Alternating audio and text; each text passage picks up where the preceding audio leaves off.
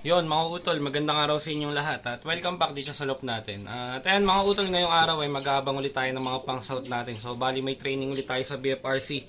Kinarga natin yung mga ibon natin kagabi. Bali ang release point ng mga ibon natin ngayon ay Santo Tomas, Batangas. At ang distance nun dito sa loop natin 98 km. So bali pinawalan yung mga ibon kaninang 7:15 ang oras natin 8:27 na. Bali ang speed na 1 to dito sa atin bandang 8:37, so meron pa tayong 10 minuto bago mag-abang dun sa mga ibon natin. So bali ngayong training pala natin sa BFRC, nagkarga na lang tayo ng 12 ibon. So isang ibon natin hindi na natin kinarga dahil nagkaroon siya ng sakit.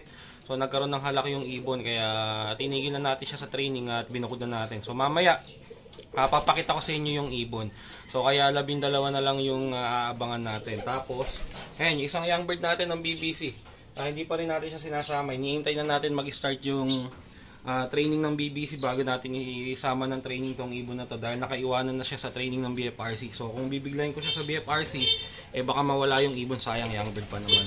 Tapos, ayun, meron tayong dinagdag na isang ibon. So bali young bird natin yan ng North nung nakaraan sa BBC kasi hindi na nga natin nailaban. So kaya ngayon, tinuruan ko siya dito sa LOP. I-training natin siya sa BBC baka sakaling mailaban pa natin siya. So yan yung ibon natin doon sa kabilang loop, sa loop ni Kuya. Tinuruan natin siya dito. Ilang araw na rin siya lumilipad at nai-training na rin natin siya. So kahapon galing siya ng Malabon. Pinasabay natin siya sa midtos ng tropa. Ayan, may habol natin siya sa training ng BBC sa December 6. Magi-start na ang training ng South ng BBC, kaya sakto lang.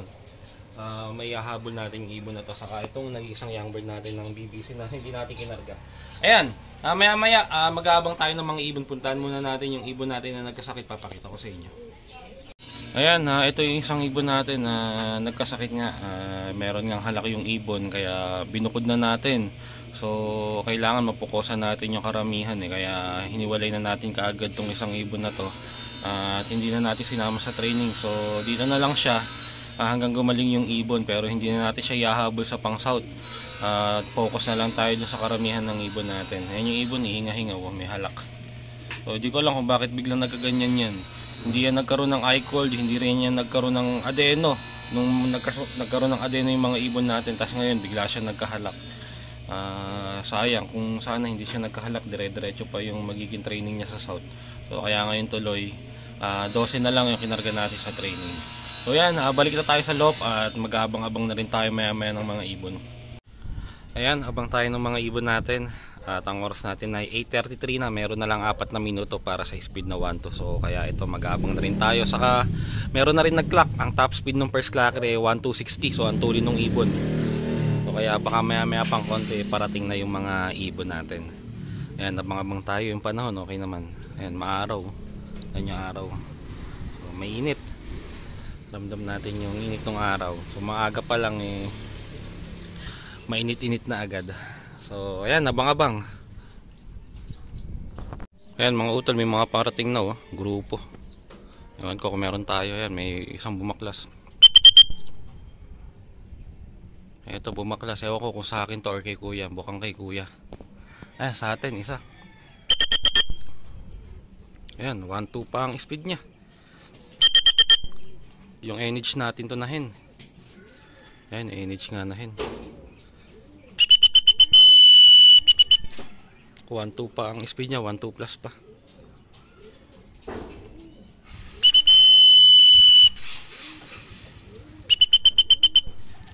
Ayan, first bird. Kasama siya sa grupo. Pasok na. Oh, hindi pa pumasok.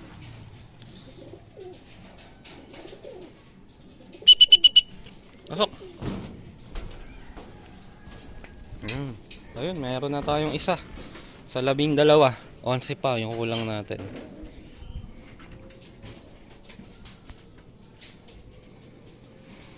Ayan.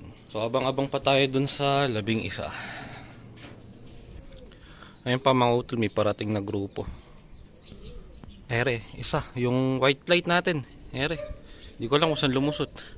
Dito ako nakatingin sa mga paparaan na yan, no? Tapos biglang lumusot yung white plate na to. Ito pa, may bumaklas sa grupo. Dalawa. Ewan ko lang kung sa atin parehas. Isa lang. Isa lang ito. Baka kay kuya to. Yan, yung white plate nating isa.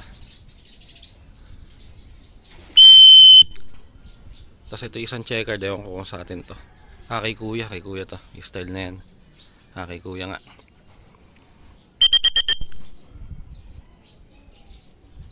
Kaya pa bumaba ng white light.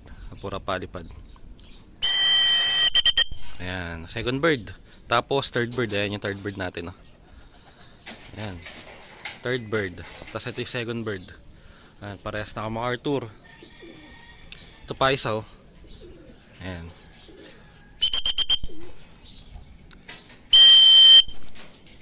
Ayan.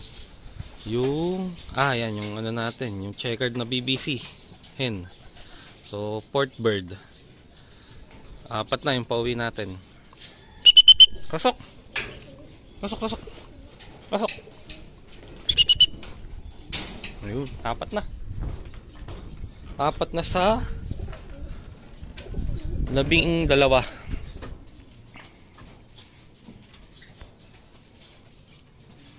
pa yung kulang natin. So, abang-abang pa tayo. Nagdadatingan yung mga ibon. Ito may isa. Ayan. Hindi ko alam kung sa atin. Ayan, pero mukhang dito yung ibon. Dahil ayan, no? Ayan, dito nga sa atin. Ewan ko lang kung sa akin or kay kuya. Sa atin yung MacArthur natin to na blue bar.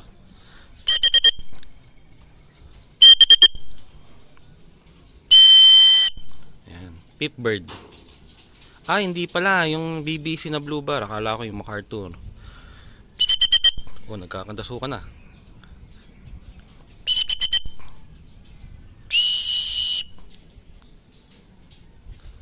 Tulala yung ibon,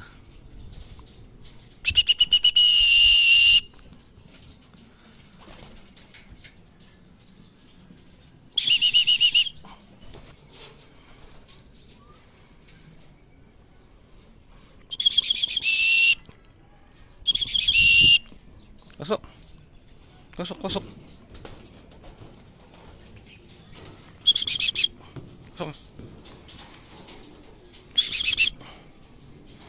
Ayun.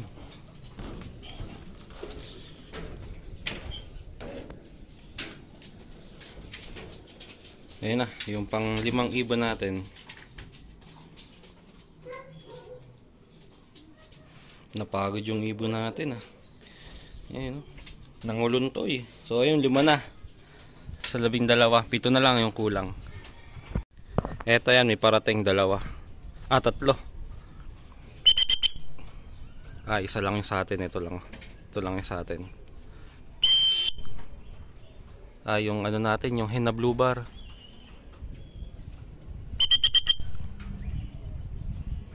Pang ano na to, pang 6. So, malapit na tayo nakakalahati na pala tayo. Wait. Ay pa agad rumekta ng pasok. Ito pa isa, mukhang kay kuya to. Ayan. Ito pa 6 natin.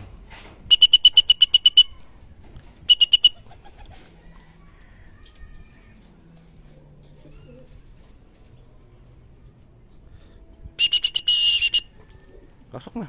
Pasok. Ayan. 50% na. Kalahati na yung umuwi sa atin.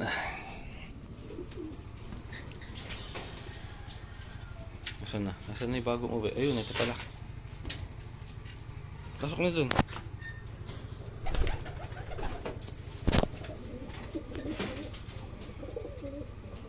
Ayan. So 6 na sa 12. At ayan, yung mga ibon natin mukhang mga napagod na naman, mga kuluntoy na naman na itsura. Lalo yung isang blue bar natin na yun, mukhang pagod na pagod. Ayan, nabang pa tayo. 6 pa yung kulang.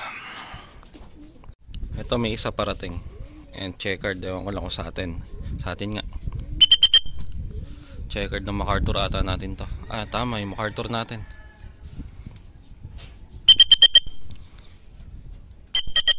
asawa ng first bird natin.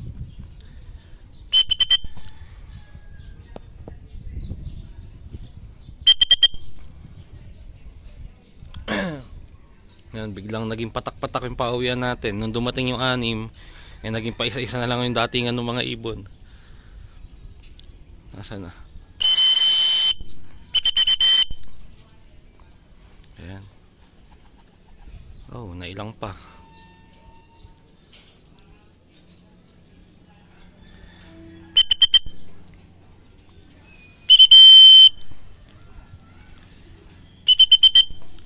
Ayan na, bababa na. Yun, nababa sa bubong.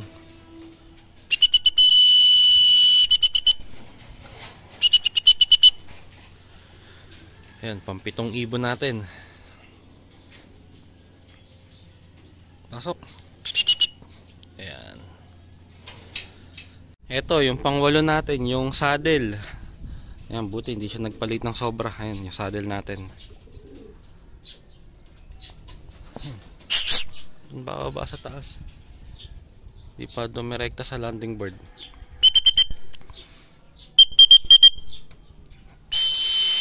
Ayan, pang-8 ibon, yung MacArthur natin na saddle.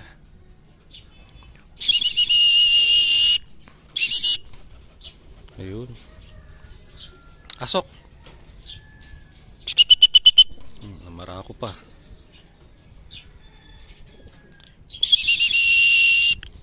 Pasok na. Pasok. Pasok, pasok. Pasok.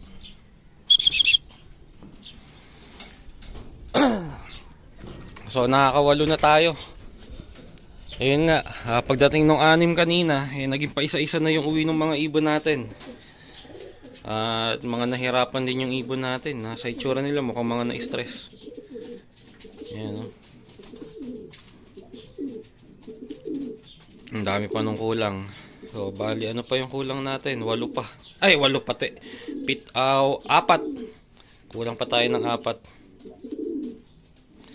So 4 pa yung iintayin natin. Eto, ayan, may isa.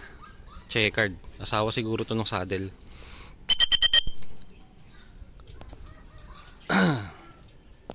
Tama, asawa nga ng saddle. Yung BFRC na hin. Pang siyam.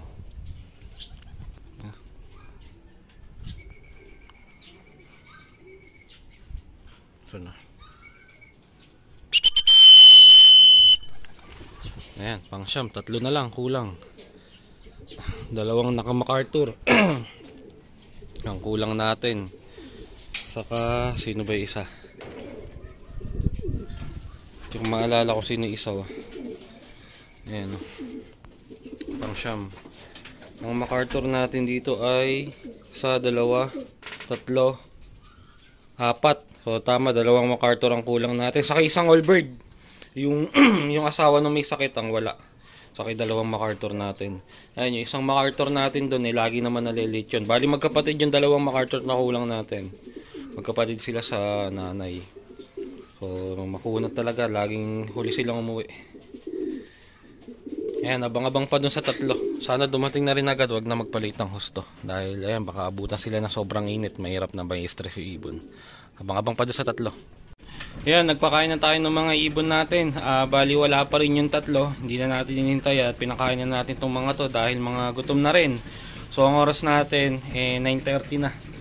At ayan, mukhang yung 3 nating ibon nalayo ng husto at inabutan na ng init. Ayan, baka nagpapahinga na sila ngayon. So sana lang mamaya umuwi pa sila dahil 2 pa dun sa ibon na inintay natin. Naka MacArthur, tapos isa nga yung Allbird natin. So sana makarating pa sila dito sa atin, makauwi pa sila. At yun lang mga utol, para sa araw na to, update ko na lang ulit kayo kung sakaling uuwi pa yung 3 ibon natin. At maraming salamat sa panonood mga utol.